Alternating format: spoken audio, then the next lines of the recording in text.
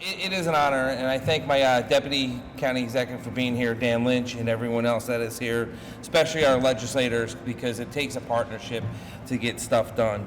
But to the over 15,000 veterans that make Albany County their home every day, thank you for your service. Thank you, thank you, thank you.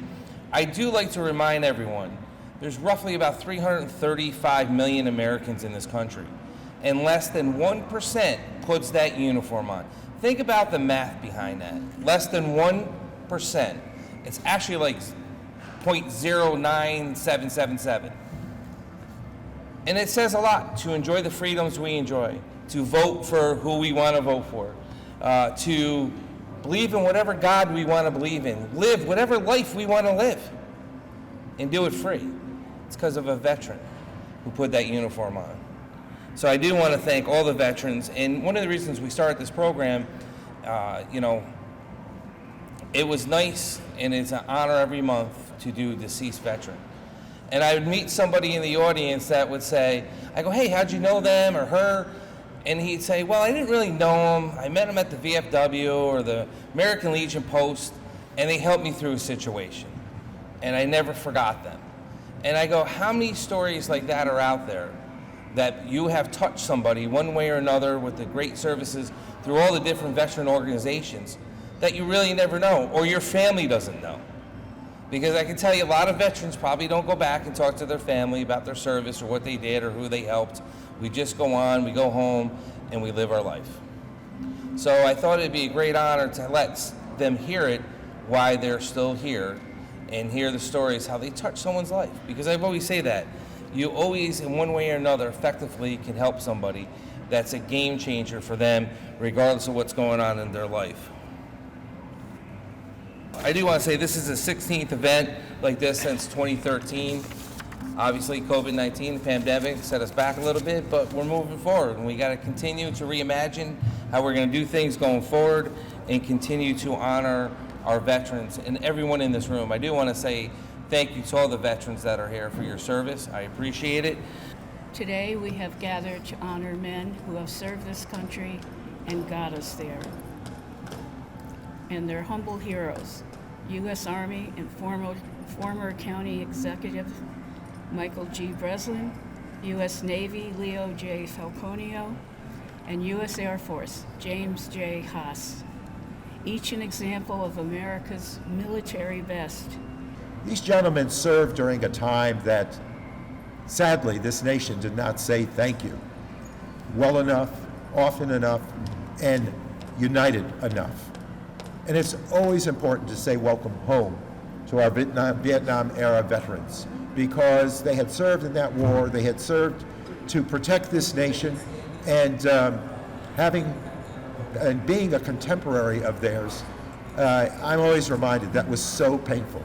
I witnessed the hurt, the disrespect, the disregard, and so this morning especially my message is thank you, thank you, thank you, gentlemen, welcome home, and God bless you for having served during a difficult time. It's a wonderful, wonderful feeling that I have in my heart for my older brother, and I'll emphasize that one more time, my older brother, on this day when I get the chance to introduce him and to honor the vet, my brother Michael.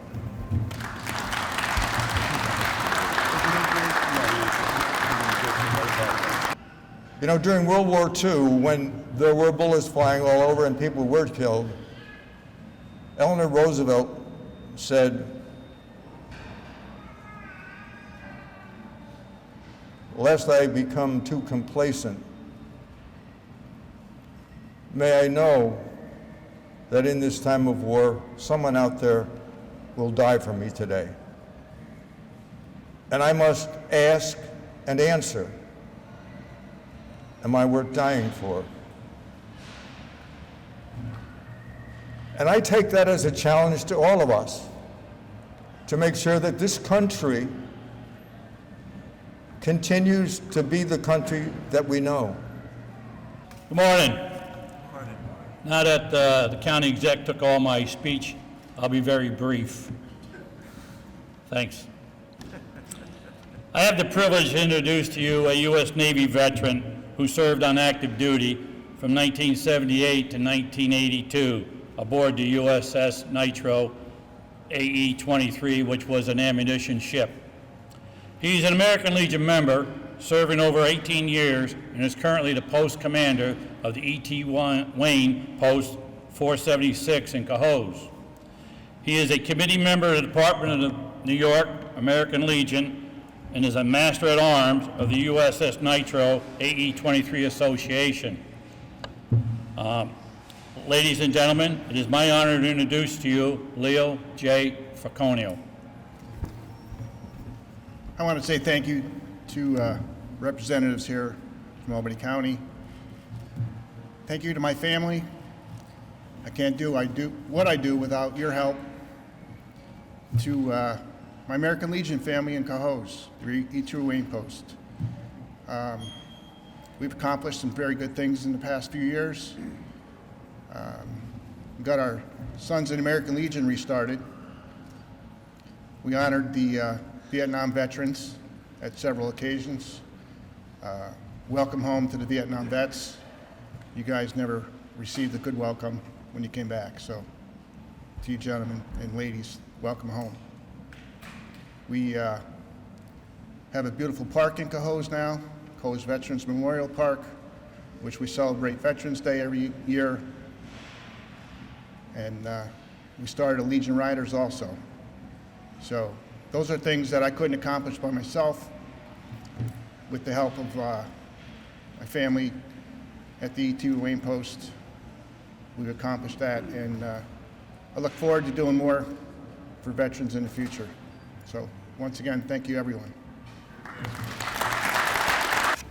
Distinguished guests on the dais, I want to tell you a little bit about Jim. Jim has been a friend of mine for quite some number of years. Jim's a barber, and I didn't meet him at the barber shop in Hageman, but Jim has never spoken about his Vietnam service to me or any of the folks in the district, in 3rd District. Jim is very reliable, and I will tell you this, I served as the state adjutant for the last 7 years, and everything we've ever asked Jim to do at the state level he's done, at the district level he's done. It's my pleasure, without further ado, to introduce Jim Haas.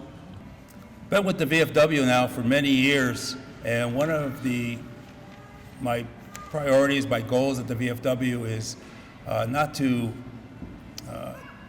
preach about myself, but to take care of my other veterans, my fellow veterans. There's many of them from the post here today, and I thank you for being here. Like Hal, met a lot of people in the VFW, friends, and community service has always been the way to go. We do a lot within the community. Actually, coming up, we're going to be giving cars to veterans again on Veterans Day. We've done that for 10 years, working with Progressive and Goldstein and Enterprise, other people in the community who support our veterans. So the one thing I do want everybody to remember and think of is that we have, on the average, of 22 veterans a day committing suicide. We need to stay out there. If you know any veterans who are in trouble, you need to get them help. There's a lot of contact people out there to get a hold of, and that's the people we want to help and we want to work with. Again, I just keep this short. Thank you so much for being here. I appreciate it, and good day. Thank you again, everyone, for attending. And please, if you have somebody you'd like to share their story with us, reach out to Ken Secor in our Veterans Department, or Mary Rozak in my office, or to anyone, and just get a hold of us, and so we can honor them like we did these 3 gentlemen. Again, thank you, everybody.